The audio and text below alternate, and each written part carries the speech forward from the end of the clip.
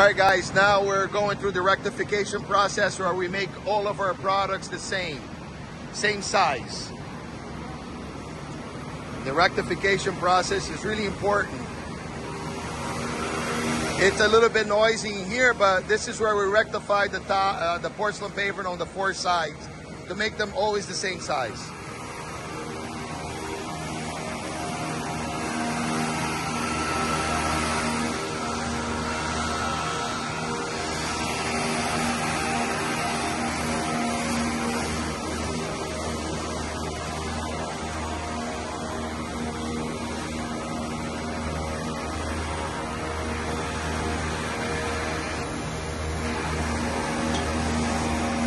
That's our quartz grease being rectified in this particular line.